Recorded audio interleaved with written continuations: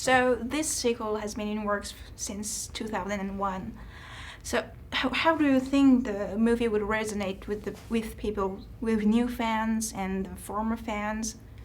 I think it was incredible when we started working on it. It was incredible how many people were looking forward. Like we didn't know. I mean, we knew people that were my age, loved it.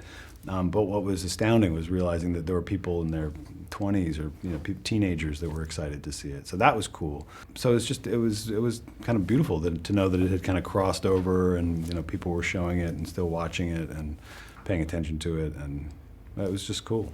Because there are a lot of references to the first movie, obviously. Aren't you afraid that the new viewers will feel left out?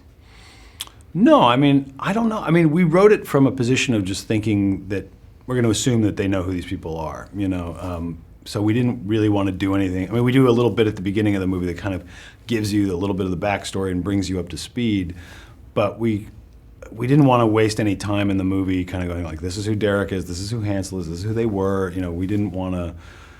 We thought that it'd be more fun just to jump in, and if people haven't seen the first one, maybe they won't know, but, we kind of wrote from a place of thinking, oh, you've seen one, this is two, When you're co-writing a movie with 3 other people, how do you manage to balance the jokes?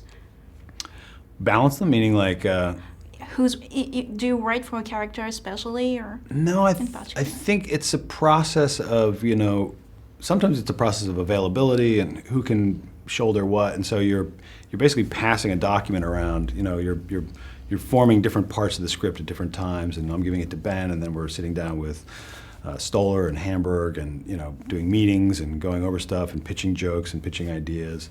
So it's a great kind of, when you have people that are that talented, to have everyone's voice chiming in, because it can also steer you off a bad idea. If you come up with something that's like, you think is really funny, and someone else might go, but maybe we shouldn't, and so it can center the thing in a great way.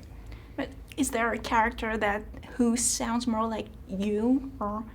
No, because you're always trying to sound like them. You're not trying to inject your own voice. You're just trying to honor you can't really, what Mugatu sounds like. What Derek and Hansel. And so if you start to try and put your own voice into it, it doesn't really resonate. It would sound bad. You want it to be them.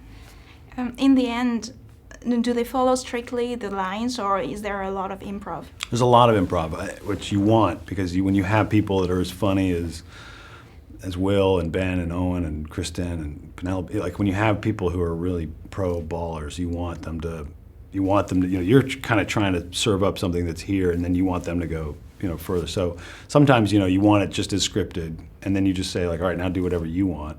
And inevitably they're going to come up with some joke that you could have never possibly written, that's just hysterical, So that happened a bunch of times. So your first cameo was a model after Gary Oldman, and who inspired the headmaster? I think it was just a matter of necessity. I hate to say it, maybe it was just lazy writing. We were like, who's going to be at the school? I was like, oh, of course. We leave this trail of breadcrumbs, and so of course the headmaster is working for Mugatu. So we needed to, before we see Mugatu, we needed to kind of leave the breadcrumbs that lead them to Mugatu. So of course the joke being obviously that Derek has no idea who he is. So it's just stupid. So your co-writers are also directors. Mm-hmm. Who would you like to work with? All of them. I think they're really so like Stoller and Hamburg are some of the funniest guys writing and directing. Like they're just brilliant. And Ben, I kick myself that I get to work with him, whenever the opportunity presents itself. So it's fun, Because The Leftovers is running at the same time, so you couldn't direct the movie. Yeah. Do you think you would be more comfortable with directing something you wrote, or maybe an episode of The Leftovers? Yes, definitely something I wrote. I don't think I could. I mean, I could do an episode of The Leftovers, but it's not really my bag. Like, I don't know. I could never write an episode of The Leftovers. Like, it's just so out of my comfort zone. I wouldn't be able to do it. Like, every time I read those scripts, I'm just like, I don't know how Damon writes these. They're so good. It's so I write jokes, Yes. and stuff like that. Okay, thank you. So I have a last favor to ask you. Sure. Can you read this sticker? It's the website I work for.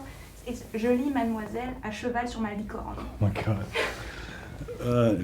Je lis Madmoizelle À cheval. à cheval sur ma Malicorne. licorne. Oh my God. Thank you. It's just riding a unicorn. What's that? I'm reading Mademoiselle while riding a unicorn. Oh. Thank you very much. Oh, I already said it? Oh, okay. Yeah.